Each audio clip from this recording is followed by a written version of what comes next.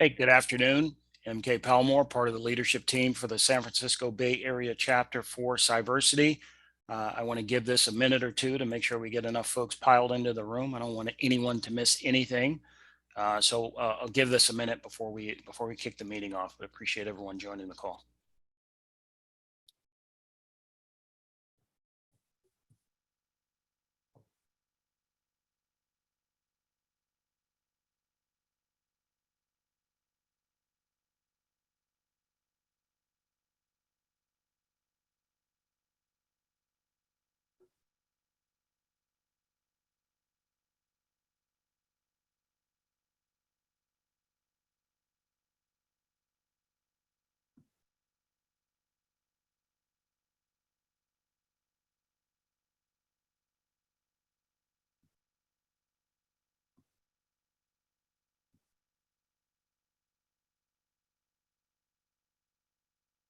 Okay, just about 12:02 by my clock, and I want to be respectful of everyone's time.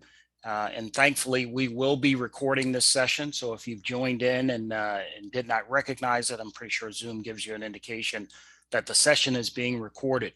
Appreciate everyone joining us for the Black History Month 2022 Bay Area Chapter of Cyversity chapter meeting.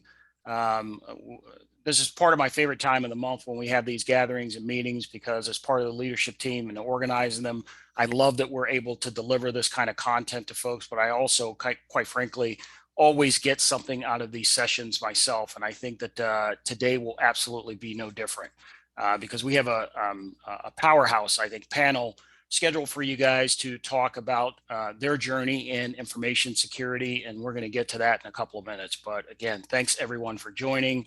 And we look forward to having this video live in a little bit of perpetuity there so that folks can get the benefit of the insights from these three amazing women.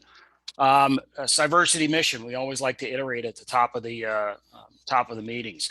We're an organization hyper-focused and geared towards achieving a consistent representation of women and traditionally underrepresented minorities in the field of cybersecurity. Organizations like Cyversity are desperately needed in this space because if you've been paying attention at all to the subject of people of color in tech and minorities in the tech industry, our numbers are woefully underrepresented. And this is a space, I think, where we can thrive and also contribute to the bottom line and cultural development of these organizations that we're all a part of. Again, my name is MK Palmore, part of the leadership team for the Bay Area chapter. The folks that you see here on the screen help keep this whole thing afloat for us month after month, not only with the content that we bring to these meetings, but quite frankly, each one of us has sort of these passion projects within the passion project of the mission of Cyversity, where we're literally bringing things to the table each month for the benefit of the membership, whether it be scholarship opportunities, opportunities to learn, different pathways to go down, different networking opportunities to meet other individuals in this space. I'm just always appreciative of my fellow leaders of this particular chapter, because I think we get a lot across the finish line, and it's because each one of us shows up 100% on this as an engaged in various and different ways. As always, as pieces of the meeting come up and you hear things that are of interest to you, I always like to identify who the leadership members are so that you can reach out to them and pursue the different pieces of information and do deeper dives if you choose to. So this Engage series by Cyversity, pretty phenomenal when you think about it. Among all of the chapters, we all try and do a heavy pacing of meetings each month. I think we could use help from our members in terms of promoting these meetings and trying to make sure that, globally folks are aware that these meetings are happening, because you get a different snippet, a different snapshot of people's insights, whether it be across the board in technical training, career insights, pathways, and development. We just ask that you guys amplify and promote these meetings as they come across in your membership emails, or if you see them on social media, because I think they're pretty phenomenal, and they're, again, happening across all of the chapters throughout the U.S. Topic areas that you see, this one squarely falls in the leadership realm. And a combination of career development, but definitely leadership realm. And actually, I think that the person who's the impetus for this particular meeting is actually on the call here. So I'll bring note to that a little later during the discussion series, but I'm looking forward to the panel that we have teed up for you guys. Obviously, you know, the big push or momentum or topic for Cyversity is around the topic of not just diversity, but also inclusion. We always try and make sure that we highlight of particular interest the themes that are happening each month, at least here in North America, as it relates to the particular months that we're in. Today is, or we are within Black History Month. And so I definitely feel like the panel and the topic that we have up, it lends itself towards this theme of Black excellence. I wanted to call the session Black Girl Magic. I didn't know if anyone was going to get offended by that, so I hesitated to do that. But again, just a phenomenal group of individuals that we're going to have talk to you guys here in the next 30 seconds or so. So you'll see that the meetings monthly keep in line with these themes. And we try as best we can to make sure that we align the content thematically to what's going on around the world. So instead of me continuing to talk on, I'm going to hand it off to another chapter leader, Rolanda Small, and she will introduce our panel and tee up this topic. Appreciate everyone joining us. Thank you and welcome everyone. Happy Black History Month. I'm super excited about this panel. I get to the honor of moderating and helping us get through this conversation, this wonderful information that we're going to get to take in from these three CISOs. We have Sharon Burgess with us, Octavia Howell, and Nicole Ford, and they are going to just give us some greatness today. So I'm super excited about that. But before we jump into the panel, I'm going to share with you quickly a little video that we had teed up that we just want to share with you. It lends itself to kind of lead us into the feeling of Black History Month. And so I'm going to go into that now. MK, if you allow me to share.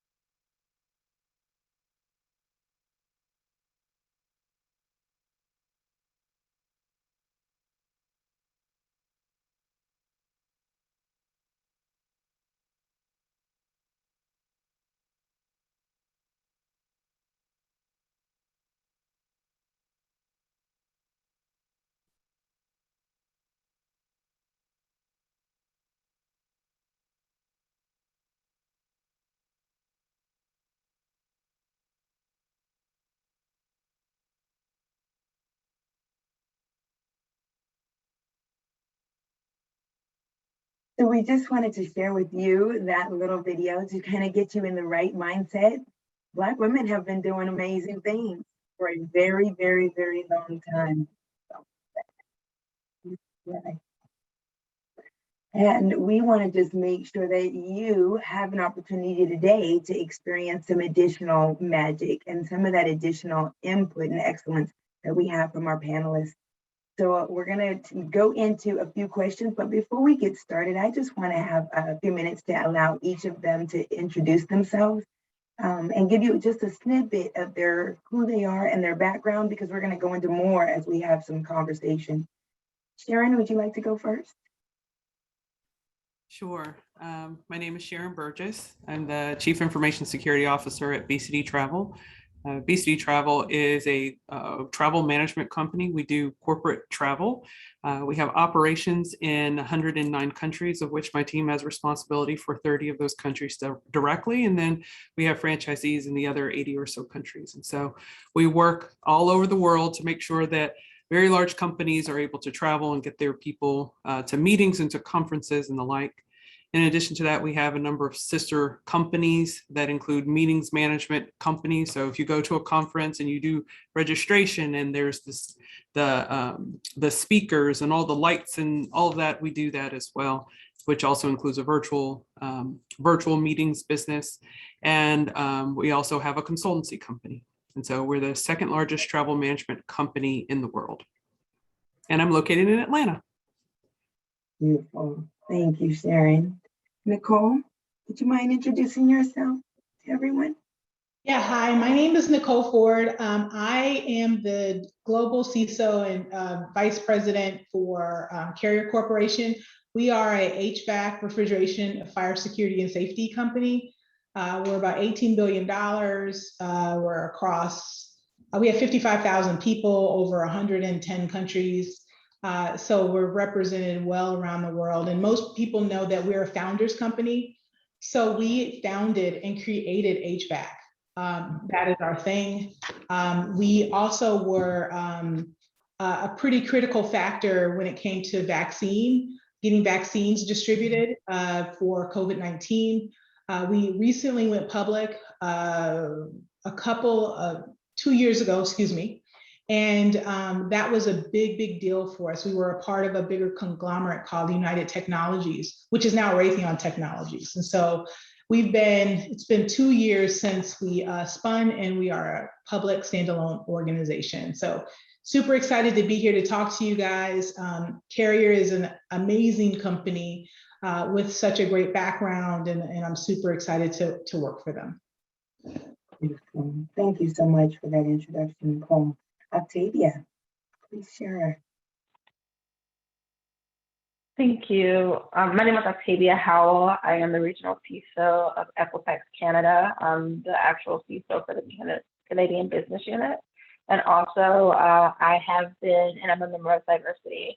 I've been with Equifax for 2 years, Equifax Global, and I recently relocated to Toronto, Canada from Atlanta. And so I've been here for a month leading the security practice here. I'm really excited. If you all don't know what Equifax does, Equifax is not just a credit bureau. We don't really focus our business on reporting credit. What we do, we're a data and analytics company that actually helps companies be able to lend to consumers by providing data and metrics to them so that they can actually make better decisions, and we can help our customers say yes more to being able to financially uplift and uphold consumers in America, Canada, Australia, the UK, and India. So I'm really happy to be here, and I'm happy to share my journey along with Nicole and Sherron. I'm really excited to talk to them again. Beautiful, beautiful. I think that just gives us a breadth of 3 different industries, but yet you each are doing so much great work in the cybersecurity area and arena. But before we dig into that, I want to hear a little bit, as we are in Black History Month, what person or what moment in time in your history and in your career has probably influenced the most your journey of what you are doing today, or who you feel you are today? And I want to hear a little bit from each of you, because I think we want to be able to have a sense of who you are, and that'll help us have a better understanding of how you lead and how you do great work in cybersecurity. So who in history, Black history, has had some influence on your journey? Who would like to go first? Octavia? Sherron, I saw you come off of mute. Yeah, no. Go ahead. No problem. I'll go first. I'll go first. Yeah. So one of the most influential people in Black history to me is honestly Mary Church Terrell, because if you all don't know who she is, she was one of the leaders. Well, she was the leader of the National Coalition of Women, and her motto, and if anybody kind of knows me and follow me, her motto is "Lift While You Climb." And so that is something that I do. That is something that I am so passionate about, and it kind of drives what I do in cybersecurity, what I do in my company, what I do with my mentees, what I do just as a person. And the reason that she's so important to me is because as I was growing up, I've always been a nerd. I've always been super into mathematics and super into technology.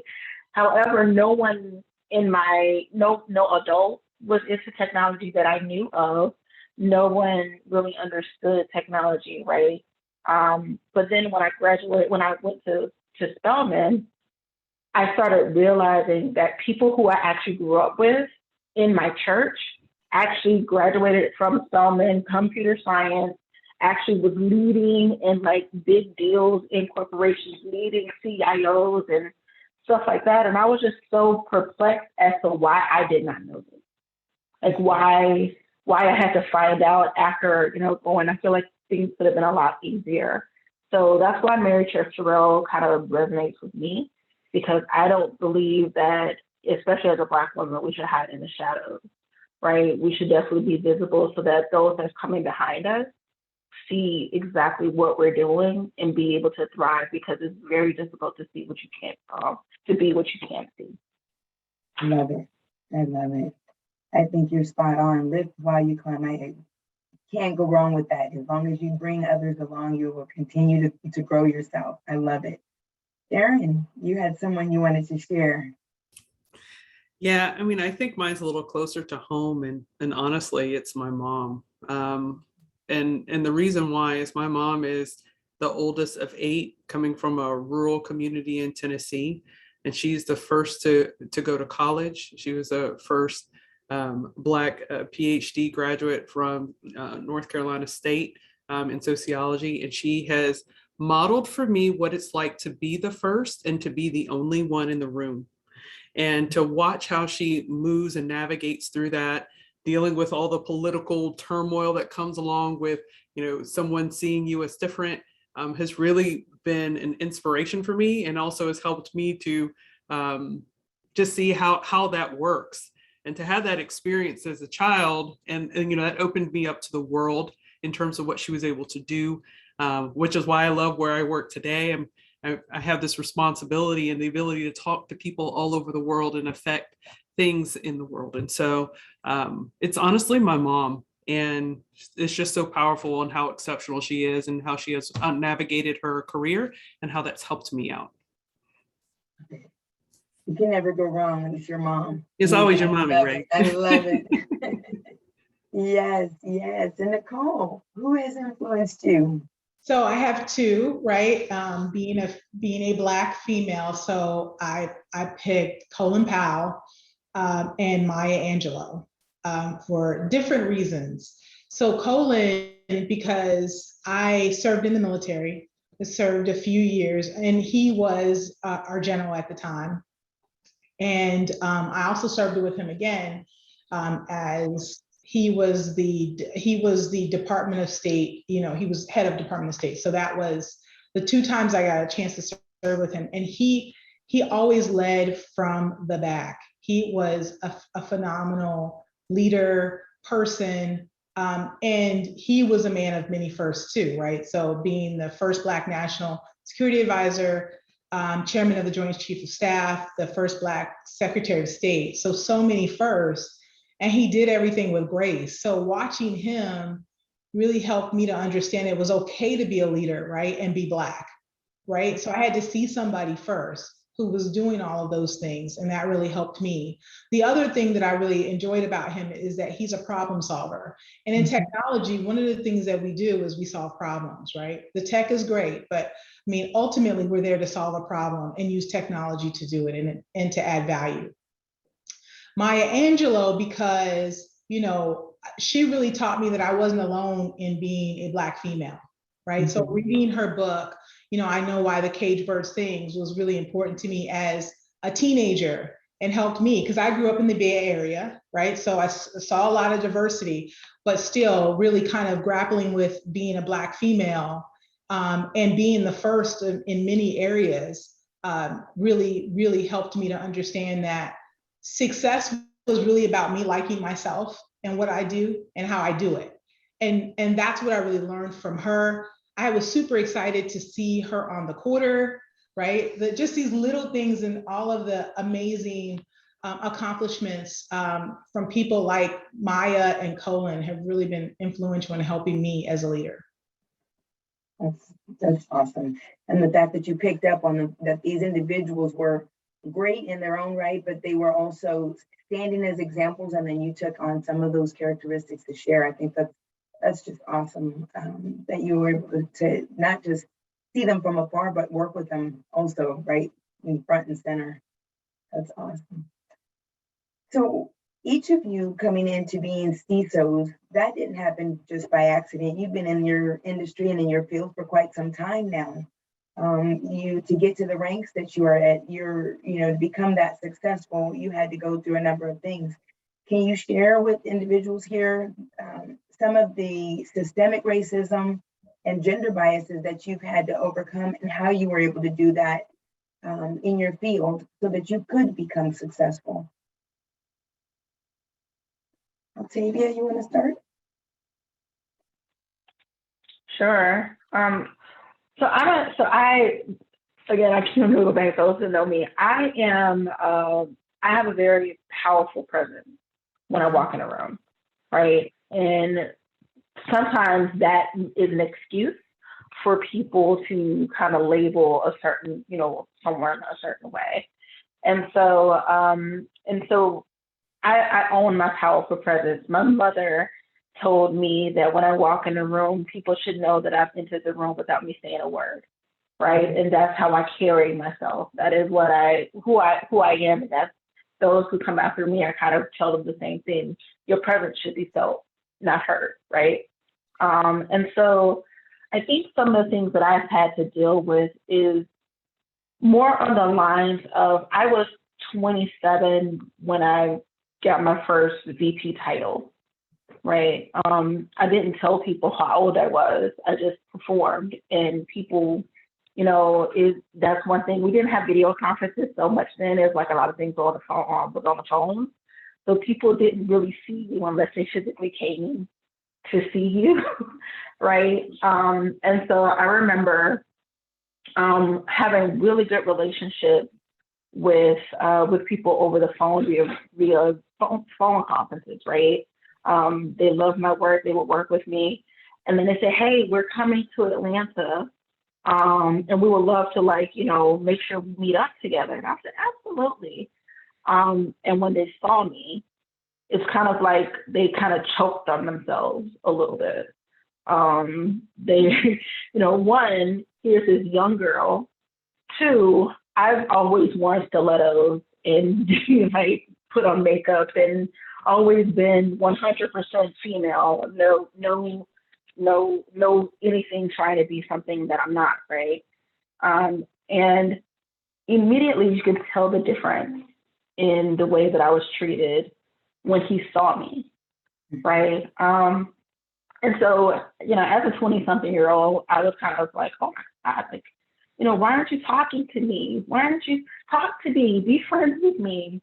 As I'm older and I'm approaching 40 at this point, I don't care anymore, right?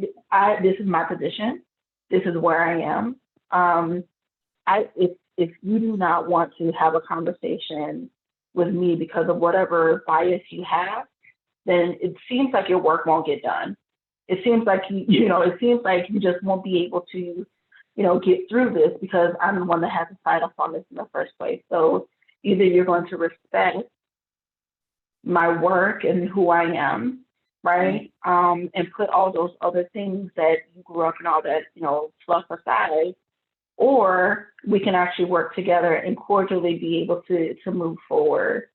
But that's kind of like a growth opportunity, right? From when I was 27 to now, where I am now, I no longer beg anyone to like me or to allow me to be in the position that I'm in. This is my position. This is where we're going.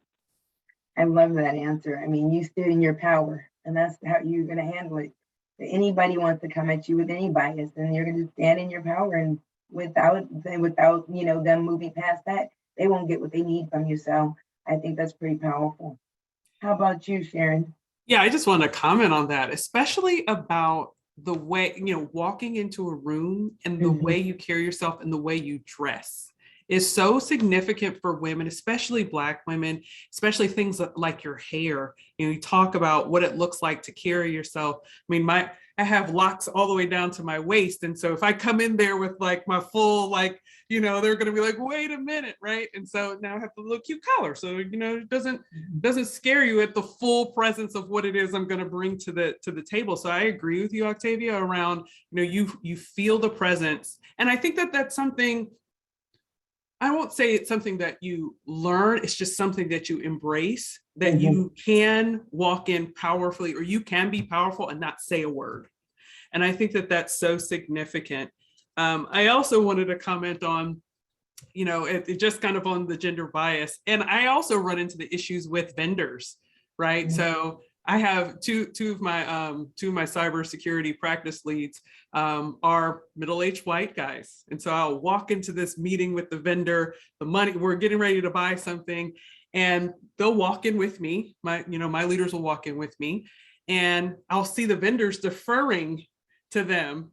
And then my leaders know enough, like, well, you need to go talk to her, because she's the one who ultimately needs to make the decisions, the ones that, and then I'm just sitting there like, oh yeah, oh me, yeah, remember, yeah, I've got to talk to you about this kind of stuff. And so I've seen that. I've also seen, as we're working to change the landscape of more diverse talent, especially more women, I've also run into some of our customers who are some of the biggest companies in the world, try to explain to me basic security things as if I don't know. So They I don't had, mansplain, right? Like the oh, mansplaining. Oh, it was just, gosh. I had, and this was actually fairly recently, I had a very large customer of who I will not name. And they said, well, we need to have a penetration testing report. I said, okay, well, tell me what it is that you're looking for the report to say, because we use this service and we have all of this. Tell me what you're looking for. This man literally sent me, he's like, well, it needs to include this stuff. He Googled it, sent me a Google report. And I was like, he said, and it needs to have like a header, and it needs to take like a week, and it needs to be like, and I was like, are you being for like, and I had to just, I found myself getting frustrated, and I had to pull myself back, and I sent a message to our account manager, and I said, you need to find the right level of person for me to talk to, because this isn't it. Yeah. And I have found, kind of in this, now sitting in this role, that I'm more mindful of my time and who I allow to talk to me. So if we're in a meeting, even within my own company, and other SVPs are not at that meeting, I'm not either. Like, yeah. I'm not going to be there. Or if I have a customer, and there's some escalation call, and I'm expecting to talk to my CISO counterpart, the CISO counterpart needs to be there, not the manager person over here, because I'm talking to the wrong level. You can't hear me, and you can't make a decision anyway. So I'm out, right? So I think part of that gender bias is just understanding and about your power and the position you hold, the responsibility that you hold, and being mindful of that is something that I've grown to learn and actually kind of appreciate at this point in my career. Nice. That ownership, I think that was key. That was what I took away from that. I think that's awesome, Sharon. Nicole, do you want to add to this? I mean, I don't know what to say. I can echo everything they've said, right? Like mic drop. At the end of the day, it's like, I'm here to be the CISO, right? I'm not the assistant. I'm not getting you coffee. I'm the one who makes the decisions. And that's hard, right? So when you think about all of the barriers, first of all, I was in cyber before it was called cyber. So I've built programs. I know what this looks like. And so when, vendors, I've had vendors who have said, like, I don't know about Nicole, like, to other vendors, and they've called me. And it's because they don't know what to think. And somehow that bias of, being a female, or, them not thinking that we understand the tech, right? Or what they're saying to us is really offensive. And so I don't spend my time in areas where people can't understand. And I do try to educate as many people that African Americans can step up to the plate and add value in technology in so many ways. And then demonstrate that to people so that, it makes it easy for others to come behind us. I also have a 50-50 team, right? So 50% minority, even 50% female, because I wanted to bring the right level of culture and diversity to the table and demonstrate that it works. So that was really, really important for me to do. and it has worked well, but I've overcome so many obstacles to get to the space where I am, and to make it easier for the people who come behind me. And what's funny is Lift as We Climb is our Black History Month theme, because I actually serve as an executive sponsor for our Carrier Black Alliance. And it's so, so powerful because it's so true. Like, we won't see things change until we go and give people a chance, right? And we insist that we have 50-50 teams, and we make it happen. So, I mean, those are the things that I do to make sure that we can overcome those barriers, and that it's more comfortable for people of color to be at Carrier and to belong. Mhm. So I think you talked a lot about these different barriers that you each or have experienced and how you've moved through those. But what about barriers that you put on yourselves at your level of achievement? Have you found that you still are experiencing imposter syndrome? Do you still feel that at different times? And what do you do to handle that? I know that's something that's come up from our audience in the past, and they would, I'm sure, could really appreciate learning from each of you. Nicole, you want to start? Sharon? Let me start. Okay. So I'm older, so this imposter syndrome is just, I'm done, right? Like, I'm going to be who I'm going to be, and if I have to go somewhere where people appreciate it, then that's what I'm going to do, right? Earlier in my career, I can tell you, when I was in my 20s, I was one of the youngest GS-14s in the government, right? And I remember saying, I'm going to get my GS-15, which is the highest you can be. And them telling me, oh, you know, you're too young. You know, you can't go do that. Yeah. And I remember, you know, really kind of cowering down because I wanted to be in a certain position or do a certain thing, and how that just impacted my confidence of who I was and operating in my own power. And over time, of course, you know, being in, you know, the right circles, having the right mentors and sponsors and people that I could have discussions with, creating my own tribe to help me to get over some of those challenges that I faced early on in my career, really helped me. So today in my 40s, I'm just going to be me, and this is what it is. And so I see there's less and less imposter syndrome when it comes to me. I'm a strong Black female, and I'm going to continue to be that way. I'm gonna wear my hair that you see. I'm gonna wear my hair the way I want to wear it. I'm going to dress the way that I choose to dress. I remember somebody telling me that if you want to be likable, you should change the colors that you wear. And yeah, it's a big thing. Like, and I said, so you want me to change the colors I wear so that people can like me more? Help me understand this. Like, so it's not okay to be me based on what people are saying. And I just figured out, I said, you know what? I got to be in environments where it's okay to be me, and I don't have to suffer from imposter syndrome. And that's my focus, is making it okay for people to be their best selves and bring that to work, helping them to navigate these situations so that they don't have to feel like they don't belong. They're not worthy of respect and honor and all of the things that we should get when we go to work. And we are worthy. And the only way that we can help the younger generation understand that is to come and authentically be ourselves. Yeah. Okay. Yeah, I 100% agree. Like, I cannot be anyone but who I am authentically. But I will say, as I was younger, as Nicole pointed out, I did have imposter syndrome. I was great. Like, I thought I was great. I thought I was smart, right? I knew my stuff, but I knew my stuff, right? I knew exactly what to do. And when people would ask me to do something outside of that, it was like, oh, I don't know. But now, and I also think it helps as you go higher, right? Because as you go higher, as you the level of knowledge that you need to know and the things that you need to know changes, right? When you're younger and you're starting off in your career, and this is for anyone that's starting off in their career, you have to be very succinct in your technical detail, right? You have to know this thing, you have to know every little detail of it, because when someone asks you the question, you need to be able to respond because you are that person. You are the last one. And if you don't know, then who else is going to know, right? And now we have to go figure it out, and you have to spend all this time figuring it out because no one else is going to know.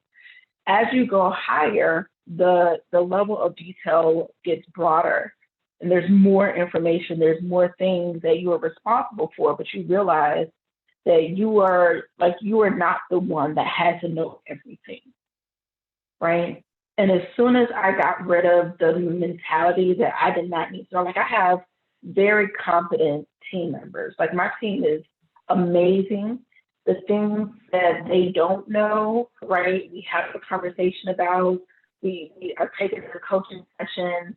You know, I find myself, especially with women, like when they start talking and you can start telling like they're just making up stuff. I'm like, okay, let's not do that. Let's, let's stop. Let's actually be succinct. Let's try to be very detailed and close out your thought, right?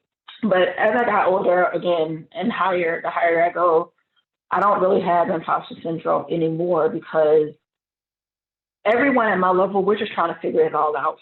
Like my entire team, the entire leadership team, we are trying to make the best and do the right thing for the company, right? And we're all trying to figure out the best way to do it. And so I think, and I would ask for people that underestimate to give us a little grace, like give your leadership team a little grace, because your entire leadership team is just trying to figure stuff out and try to make sure we take care of everyone, including the company. So no. Yeah, no, I think you hit on a couple of key points that I think anybody listening, you said, you don't have as much time to worry about that. And I think that's one of the things we forget about when we put all of that effort and energy into imposter syndrome. We're wasting our own time.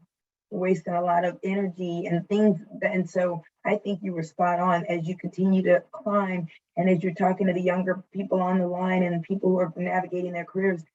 Think less and less about hanging on to that because that imposter syndrome will wear you down. And everybody really is trying to figure it out. Sharon, did you want to add anything to that? Yeah, I mean, I think it's important to know that I guess in my own journey, there are moments where you have self-doubt, right? And, not so much did I make the right decision, but do I know enough or do I know enough? Right. So especially as a leader, you're trying to mine all of this information coming from your team. It's like, okay, did I not consider this piece? Or you have to know enough to know if somebody is fluffing you around and just giving you whatever they Googled instead of if they're really competent. So, I think at times there are some moments of self-doubt just as personally, but then also in leadership. But I think the thing that's really important is affirmations. Now there's this, since COVID, there's a lot of people talking about meditation and positive affirmations and how do you keep pumping yourself up. And a lot of times it's just saying, no, I do know what I'm talking about. And it's okay that I'm changing the norm of what it means to be competent. I think earlier in my career, I thought, well, if I did it this way, like this is the blueprint for how it should be, and I have to do it this way. And that's the way that it's measured for it to be successful, effective, the right thing. Busting out of some of those norms and saying, well, no, the way that I'm proposing or the way I'm doing it is also right, maybe even a little bit better, and is going to get us to this end in a faster way. So I think just having that kind of reassurance or reassuring yourself, talking to yourself. And, I'm sure, I don't know about the other ladies, but you got your playlist that's like on that day where you're going into that meeting and you need that, whatever it is to get you right, you need that. And so I think that's important around imposter syndrome and just how do you combat it some. Yeah, I think I would say one more. I would actually say one more thing too. Like we always have to remember that we're in our positions for a reason, right? At the very moment that we're in, there is a reason why we're there, right? So every position, whether it's a C-suite, whether it's like an entry-level analyst, like you are in the place that you're in at that time because you need to be there. And so that should kind of quill any imposter syndrome because you are the person chosen for that moment where you need to be to perform and to give your gifts and talents at that moment. Yeah, I think you each touched on that feeling and how you've been starting to overcome that. But I know along the way there had to be people and things that kind of continued to question your technical competency. I know you touched on that, Sharon, and I think as you get to your level of the CISO position, do you still feel like you have to be better than the competition to be considered, or to be considered leveled up or at that same level as your counterparts who aren't Black women? I think personally there isn't as much grace given to us as Black women, especially in leadership roles. So it's if you gave some recommendation or consultancy to the business and it was bad advice, right? Then they're going to be like, oh, well, I'm not going to talk to her anymore because she doesn't know what she's talking about, right? And so I think that there is a pressure that you have to be excellent at every turn, especially in the places where it matters and where there's the greatest visibility, that it matters. I don't. Some of the CISOs that I've seen, who you go to these conferences and oh my gosh, and then you ask this question, oh, tell me how you're doing this, and you got the most of us are kind of regional global CISOs, and they'll tell you, oh, well, you just need to do this, and I'm like, you got 2 stores in the northwest corner of Georgia, and you're going to tell me like how I'm going to do this for a global program? Like, get away from here, right? And so how do you so just being able to be mindful of just like, I don't have to always try to convince everybody how great I am, but it matters that you have to be excellent, or I felt like you really have to carry yourself at a really high level and operate at a very high level, maybe even times before you are really ready, right? You gotta be excellent all the way through, or at least put on your do your best when you are given the opportunities. I think it's tough, right? Because remember, the work that we do is really navigating so much ambiguity in data. So you do have to have some technical proficiency. And there are times when, your male colleagues are going to test you on that. And that happens. And still, even at the level that I'm at now, I have had challenges where I've had to say, okay, well, let me kind of lead you down this path. So, I will certainly say for me, like I knew early on that was going to be a problem. I saw it, right? So, and I love technology, but I knew I had to be better than everybody. So I actually taught technology, right? So that I could be proficient enough to spar and have the discussions that I need to have at the right times. And like everybody else, you get the right certifications, but I do still feel like what Sharon said around, we have to be 180% better than our white colleagues and peers at everything. And there is challenges around what if you make a mistake and how is that perceived? And how do you go back and fix those things when they do happen? And so there's a level of navigation that requires that you have some of the right sponsors in place, right? And people who can help you right the wrongs when they do happen, right? So that you don't have some sort of meltdown when that happens, that you have people to go to and what I call safety nets in place to support you. So yeah, I think it is harder. It's harder to even be considered for it. So when we're looking at, when recruiters are looking for CISOs, we're not the first people they consider, right?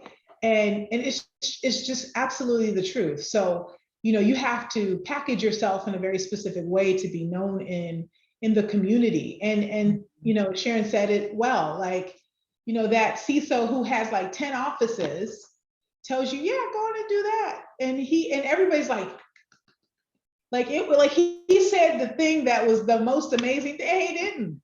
And you're like, no, that won't work for us. And here's why, right? But in general, I think it's still a challenge. I do think we need to be excellent in everything we do, and we have to have the right people around us to support us. Octavia, you want to add to anything there?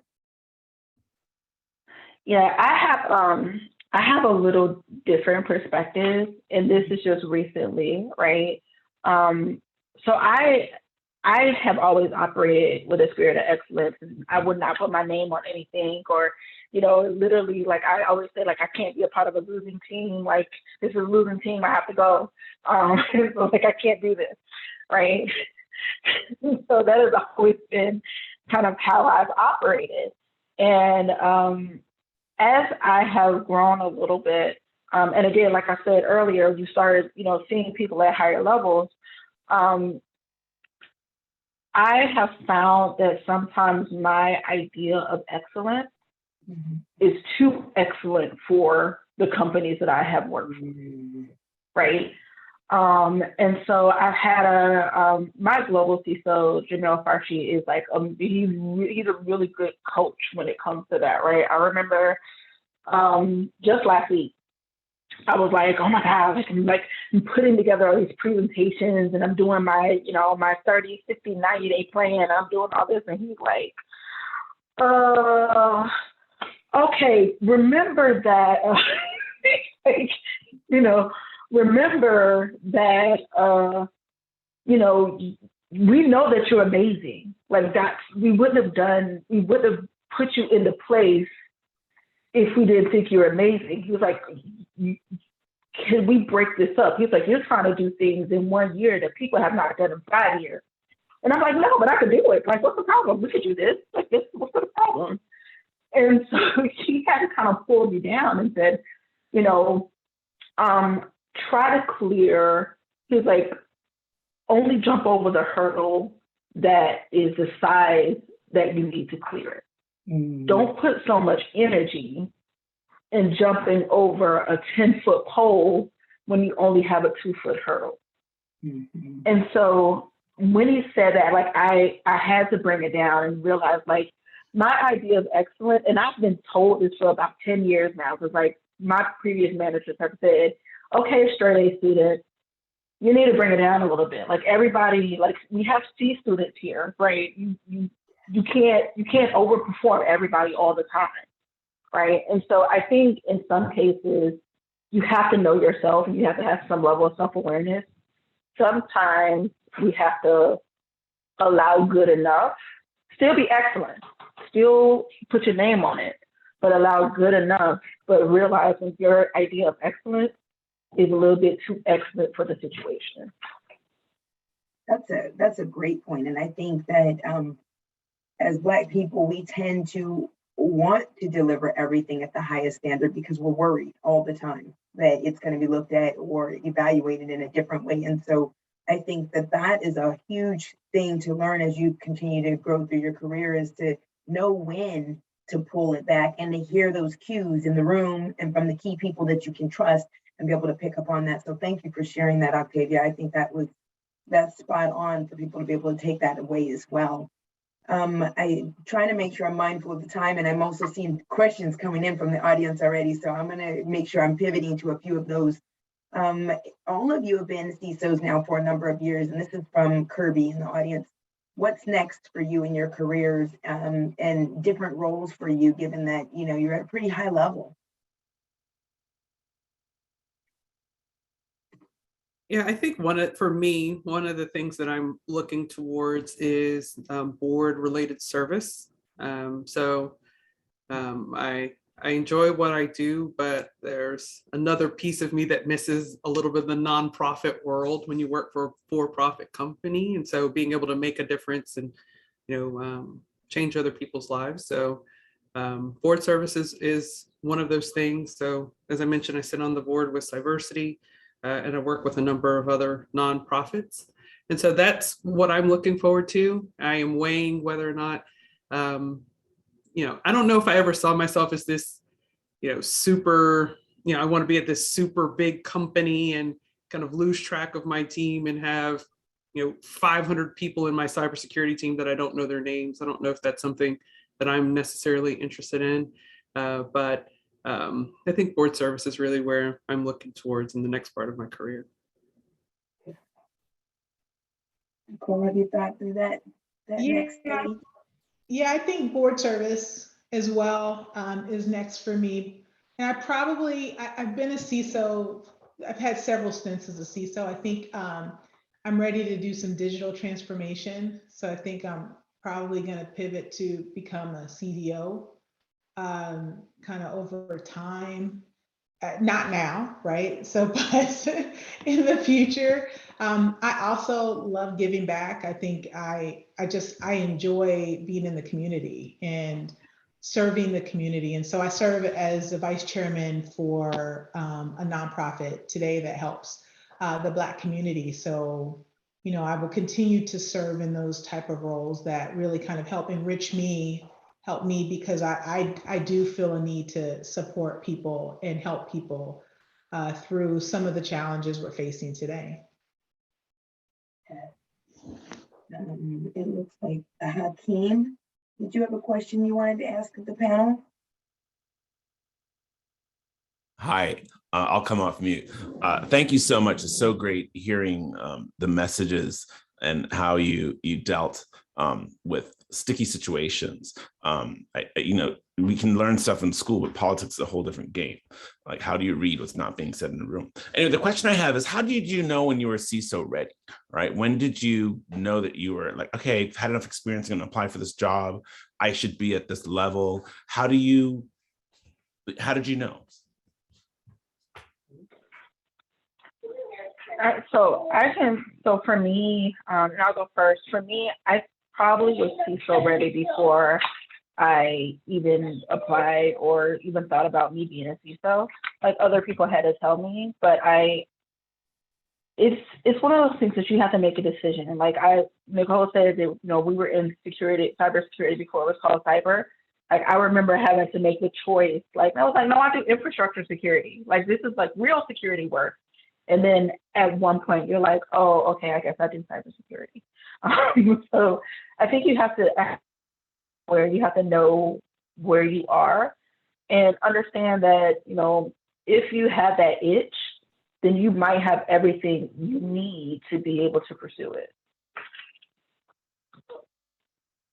I just think I think you have to be thrust into the situation. I think some people prepare to be a CISO, and then some people come to you and say, hey, I think you should be the CISO. Like, for me, I was in tech, right? And then I was asked to do cybersecurity work. And I said, I don't know if that's for me. And I remember telling, I was working for an African-American boss, and she said, no, I really want you to do this. And I said, I don't know, this doesn't seem like my thing. And she goes, I think you can do this. And so that's kind of how I got my start. And from there, you know, I grew to I love the work that I was doing. I love the daily challenges of solving problems. And so, you know, certainly I think that there's some preparation around how you navigate the business or any business that you're a part of that I think CISOs need to have. But I think when you're thrust in the situation, we typically rise to the occasion. So I don't think there's anything we can't do.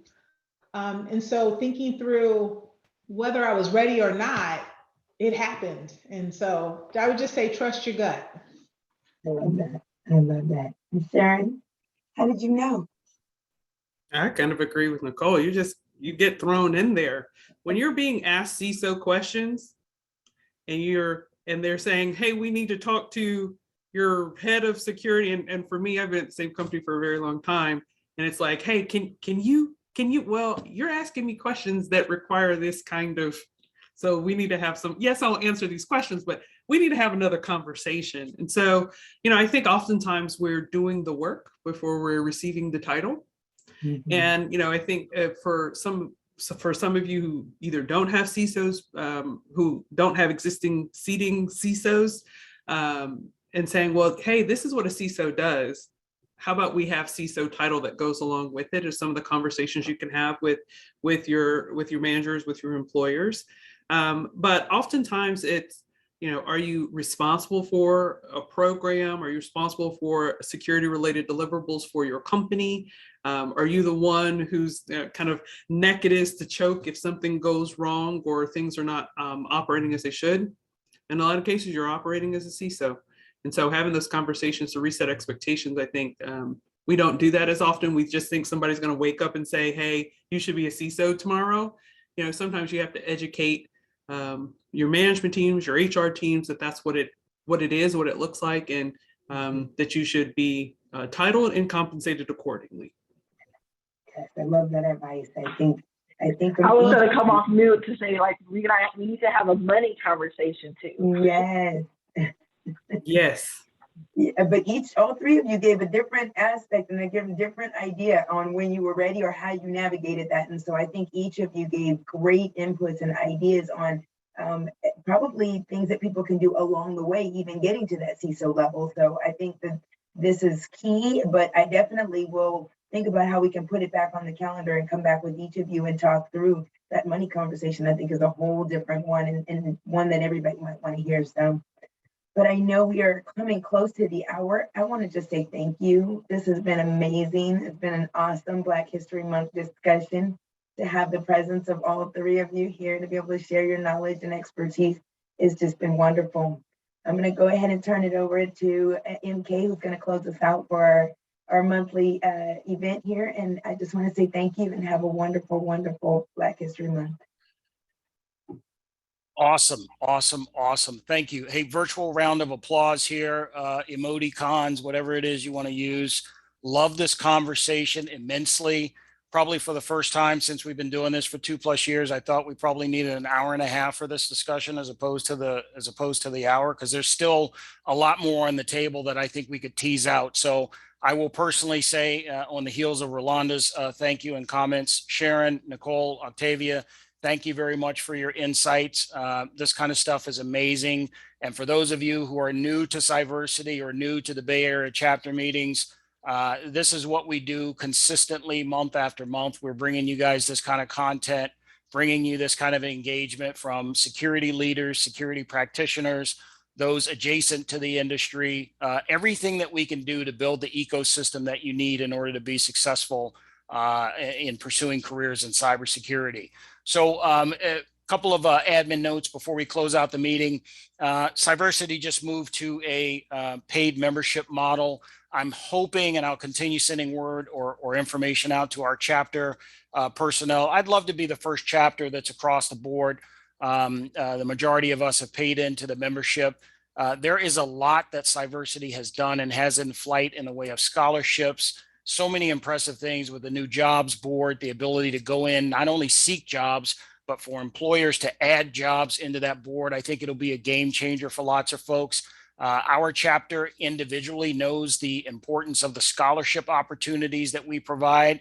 Not only have we successfully done some stuff historically, but we have something in flight for 2022 that's just going to knock it out of the park and be really, really super phenomenal. This kind of stuff, the support that Cyversity provides, it requires money. Nonprofits don't make money, but they need money in order to operate and exist. I think this paid membership model is right along the lines of any other professional membership or entity that you would belong to. And I just want to encourage folks to get your membership paid and pass the word. This stuff's valuable and it's worth the time. Also on social media, Cyversity recently rebranded towards the end of last year.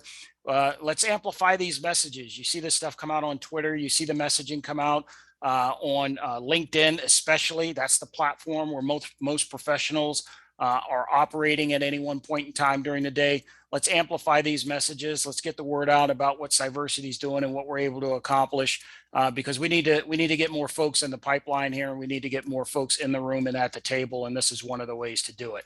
Again, to our three panelists, just a phenomenal discussion. I hope that folks were listening. I'm glad we recorded this session so that other folks will get an opportunity to get the insights. But we truly appreciate your participation. And for those of you that took time out of your day to attend the meeting, for those that are online live, we appreciate your presence at these meetings as well. Stay tuned for information about the March meeting for the Bay Area chapter. I think we're going to do a technical deep dive next month, but we're working on the details of that, and we'll have more word for you guys in the coming weeks. So thanks, everyone. Thanks to the leadership team for helping pull this together. And thanks to the panelists. And we'll see you guys next month.